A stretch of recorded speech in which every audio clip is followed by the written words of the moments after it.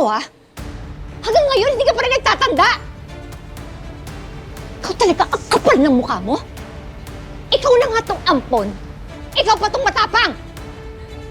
So ano, ipapamukha niyo sa akin na ampon lang ako? Hindi ko lang ipamumukha sa'yo na wala kang karapatan dito.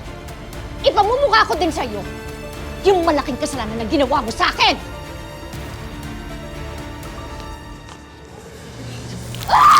Yan! Para yan sa paglilihim mo sa akin na anak ko si Bel!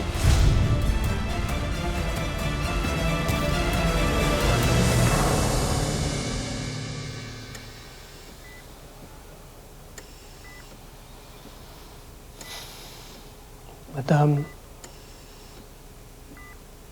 sana gumising ka na.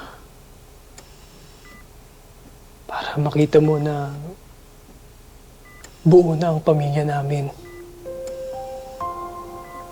Kasama na namin si Bel. Kumpleto na ang kambal ni nanay.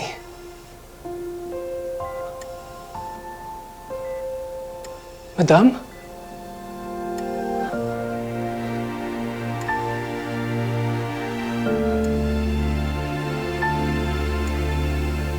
Tyrone? Madam, gising na kayo.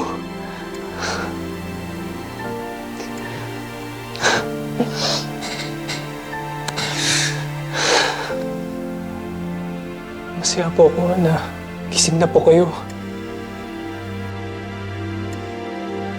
Matagal mo na palang alam, pero tinago mo sa akin?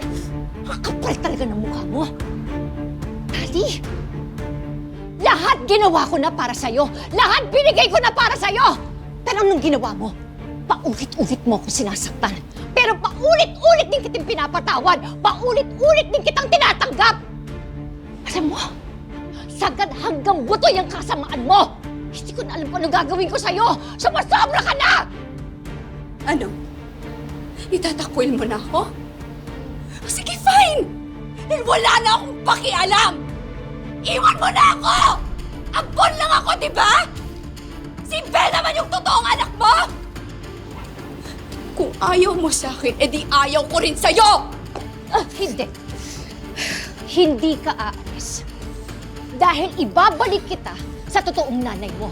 Magsama kayong dalawa. Pareho kayong sinungaling. Pareho kayong masama! Nay, wag na po. Sorry. Patawanin niyo na ako. Hindi ko sinasadya. Nay, wag na po, Nay. Please. Kayo pa rin yung nanay ko. Ayoko po bumalik sa kanya. Please, Nay. Nay. Nay, nagmamakaawa po ako sa inyo. Nay, please, wag niyo na po ko ibalik sa kanya. Kayo pa rin po yung nanay ko.